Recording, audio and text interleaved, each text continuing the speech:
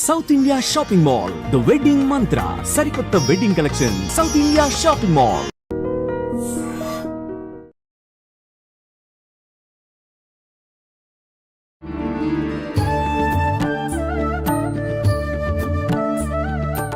నమస్కారం, welcome to I dream.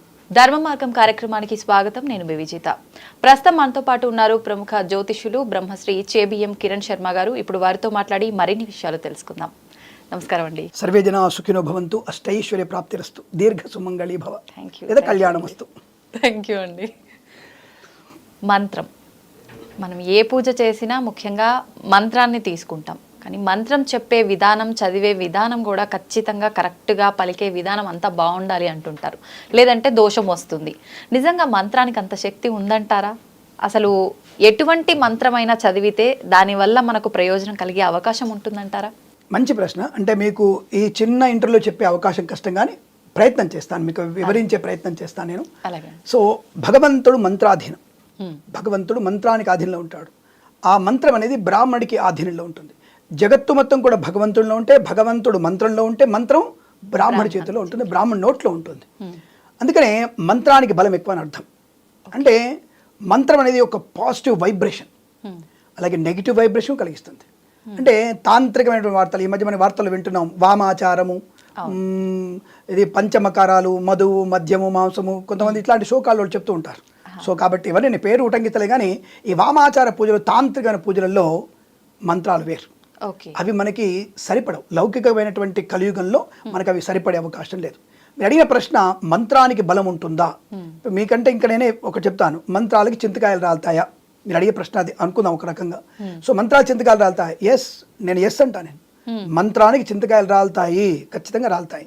ఎలా అనేది పక్కకు పెడదాం, నేను ఆ విషయం ముందు మంత్ర బలం చెప్తాం. ఈ చింతకాయలు రాలే విషయం మీకు చెప్తాను, ఖచ్చితంగా చెప్పి క్లోజ్ చేస్తాను దాన్ని. అయితే ఇప్పుడు మంత్రానికి బలం ఎలా ఉంటుంది అని అడిగితే, ఉదాహరణకి మన కెమెరామెన్ పేరు, వారి పేరు రాజు అనుకుందాం, మీ పేరు విజితారెడ్డి గారు అనుకుందాం, విజిత గారు అనుకుందాం. ఇప్పుడు రాజు గారిని రేజు అన్నాం అనుకోండి, ఆయన ఎప్పుడైనా నేను 10 మందిలో ఉన్నప్పుడు ఏ రేజు గారు బాగున్నారా అంటే ఆయన పలుకుతారా? పలకరు. పోనీ విజిత గారిని ఏదో అర్జెంట్ పని ఉంది, ఆవిడకే ఉపయోగించే పని, అంటే మీకు ఉపయోగపడే పని, ఒక మంచి ప్రోగ్రాంలు వచ్చిందమ్మా, మీకు యాంకరింగ్ చేస్తే మీకు ₹1,00,000 వస్తాయి, కాబట్టి ఒక మంచి ప్రోగ్రామ్ జరుగుతుంది, సినిమా ప్రోగ్రామ్, మీరు యాంకరింగ్ చేయాలి, మీరు బాగుంటారు, లక్ష్మీలాగా ఉన్నారు, లక్ష్మీదేవిలా ఉన్నారు అని చెప్పి నేను చెప్తాను. అక్కడ మేము పిలుస్తున్నప్పుడు విజిత అనే పేరుని కాస్త వజిత వజిత అని పిలిస్తే మీరు పలకరు, మీరు పలికే అవకాశం కష్టం.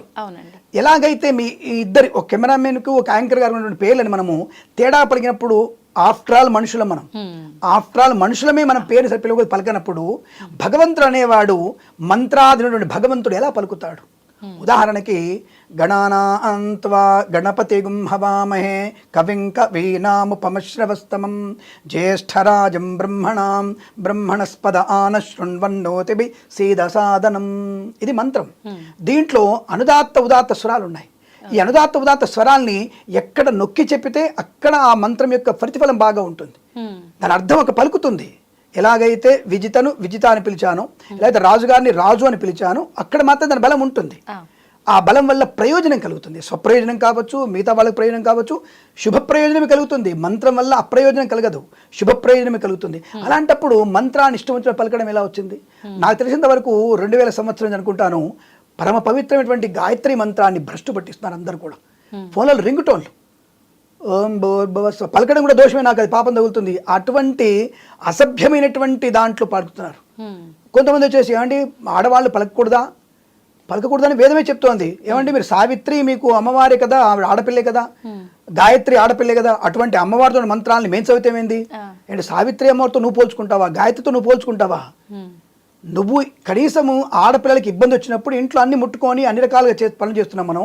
అక్కడ అమ్మవారు తనకు వచ్చే నెలసరిని ఆపుకోగలదు, నెలసరి రాకుండా ఒక యుగం వరకు కూడా ఆపుకోగలదు. అమ్మవారు ఒక వెంట్రుకలో కొన్ని లక్షల మంది దేవతను పుట్టించగలదు. మరి ఆ అమ్మవారితో మనం ఎలా పోల్చుకుంటున్నాం? కృష్ణుడికి 7 మంది భార్యలు, నేను కూడా 7 మంది చేసుకుంటా అని చెప్పేసి కృష్ణుడితో పోల్చుకుంటాడు ఒకడు. రాముడి కంటే నాకంటే గొప్పడా, అమ్మవారిని పంపించండి, రాముడితో పోల్చుకుంటాడు. రాముడు తన పూర్తి రాజ్యాన్ని వదిలేసి అడవులకు వెళ్ళాడురా. కృష్ణుడు తన వంశము కాదు, లోక కళ్యాణం కూడా అనేకమైన రూపాలు ధరించాడు ఆయన. కాబట్టి దేవుడితో పోల్చుకోవడం ఎందుకు వస్తుంది మీకు? ప్రధానికి దేవుడితో ఎందుకు పోల్చుకుంటున్నారు? ఆడపిల్ల గాయత్రి అమ్మవారు కదా అని మంత్రాచోమం లేదు. అంటే ఎక్కడైతే ఆ మంత్రానికి పవిత్రత ఉంటుందో మంత్రానికి బలం ఎక్కువ ఉంటుంది. అనుదాత్త ఉదాత్త స్వరాలతో పాటుగా అది అచంచలమైనటువంటి మంత్రం అనేది బలం కలిగి ఉంటుంది. ఒక పాజిటివ్ వైబ్రేషన్స్. మీరు ఒక ఇంట్లో కూర్చొని ఇప్పుడు ఇదే మందిరంలో కూర్చొని మనం దాదాపుగా ఒక 100 రోజులు ఇందులోనే ఒక మంత్రంతో ఉన్నటువంటి యాంకరింగ్ మీరు చేస్తూ మంత్రం ఉన్నటువంటి మనం ఇట్లాంటి షూట్ చేసినట్టయితే ఇంకో మీరు రూమ్లోకి వెళ్ళినప్పుడు ఈ రూమ్లో ఉన్నటువంటి వైబ్రేషన్ మీకు తెలిసిపోతుంది. నేను 100% మీరు టెక్నోమీటర్తో మీరు చెక్ చేసుకోవచ్చు కూడా. మీరు చెక్ చేసుకోవచ్చు, మనం పాజిటివ్ వైబ్రేషన్ తెలుస్తుంది మనకి. అది మంత్రానికి ఉన్న బలం. అందుకే సత్సంగతో ఉన్నటువంటి బలం వేరు. కాబట్టి మంత్రానికి విపరీతమైన బలం ఉంటుంది. కాబట్టి గాయత్రి మంత్రాన్ని తప్పుగా వినడం కూడా దోషం ఏర్పడుతుంది. తప్పుగా వినడం కూడా, పలకడం కాదు, వినడమే దోషం ఏర్పడుతుంది. కాబట్టి అసలు గాయత్రి మంత్రం కన్నా మించిన మంత్రం లేదు వేదంలో. అటువంటి మంత్రాన్ని చేస్తున్నారు. ఇప్పుడు నెక్స్ట్ చెప్తాను ఏమవుతుంది, అక్కడ కూడా మంచి చెప్తాను అంటే అదే పదాలు పలుకుతున్నారు కదా, గాయత్రి మంత్రాన్ని అలాగే చెప్తున్నారు కదా అంటే ఒక చిన్న పాట తీసుకుందాం. ఏదైనా పాట, ఏది అమ్మవారిది స్వామివారిది పాట తీసుకుందాం. అదివో అల్లదివో పాట తీసుకుందాం మనం. ఈ అదివో అల్లది పాటని సరే నేను ఒక తప్పుగా అనుకోకుండా పాడతాను, ఒక రాకులో పాడదాం మనం. అది గది గది గది గది గది అదిగో అదివో అదివో అదివో అదిగో అల్లదివో అల్లదివో అల్లదివో అల్లదివో శ్రీహరివాసం శ్రీహరివాసం. ఇది మీకు వినసొంపుగా ఉందా? దీని తగ్గట్టుగా మ్యూజిక్ అది బీట్ వేసేసి మ్యూజిక్ కొడితే అన్నమయ్య రాసినటువంటి ఆ పాట అదివో అల్లదివో శ్రీహరివాసము 10,000 శేషుల పడగలమయము. ఆ పాటకి ఉన్నట్టు దాంట్లో నువ్వు బ్రేక్ వేసి 4 బీట్లు వేసేసి రాక్ చేసేస్తే ఆ పాటకి ఏమైనా అర్థం ఉంటుందా? అంటే నీ పాటనే వినలేకపోతున్నావు, అలాంటిది మంత్రాన్ని ఎలా వినగలుగుతావు నువ్వు? కాబట్టి మంత్రానికి చాలా పరమైనటువంటి బలం ఉంటుంది. అసలు దానికి ఉన్నటువంటి వైబ్రేషన్ని చెప్పనలవి కాదు మనకి. కాబట్టి మంత్రానికి అద్భుతమైన బలం ఉంటుంది. కాబట్టి మంత్రాన్ని ఎవరు కూడా ఇష్టం వచ్చినట్టుగా చదవడానికి ఎలిజిబిలిటీ లేదు. బ్రాహ్మడు ఒక్కడేనా అని చెప్పట నేను. నువ్వు బ్రాహ్మడిగా ఉంటావా, బ్రాహ్మణి యొక్క తత్వంలో ఉంటావా? బ్రాహ్మడు అంటే ఏమిటి? చాలా మంది అంటారు మడి ఆచారం అంటే ఏమిటి, బ్రాహ్మడు అంటే ఏమిటి, గొప్పోడా. నేను ఎప్పుడు చెప్పలేదని గొప్పోడని కూడా నేను అంగరించను. అసలు మడి ఆచారం అంటే ఏమిటి? నా భాషలో మడి ఆచారం అంటే కరోనా.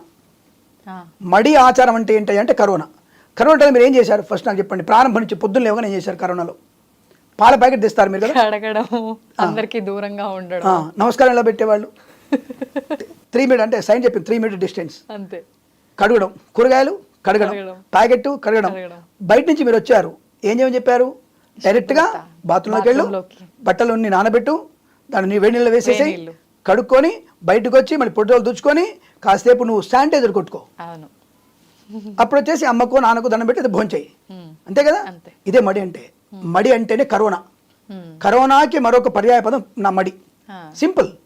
ఇక్కడ బ్రాహ్మణుని అనేది లేదు, నేను ఇంకొకరు లేదు, అందరూ కూడా అక్కడ సమానం. దాన్ని మడి అంటారు. నా ఇంట్లో నేను మడి కట్టుకుని అభిషేకం చేస్తున్నప్పుడు నేను మా కుమార్తెను ముట్టుకోను, నా కూతురు నేను ముట్టుకోను. Make a distance. ఏం కావాలి అక్కడ పెట్టు, ఫోన్ అక్కడ పెట్టేసి, ఏం కావాలి పూలు అక్కడ పెట్టేసి, నీళ్ళు కూడా దాని మీద నీళ్ళకి నేను పూజ పెట్టుకుని పూజ పెడతాను నేను.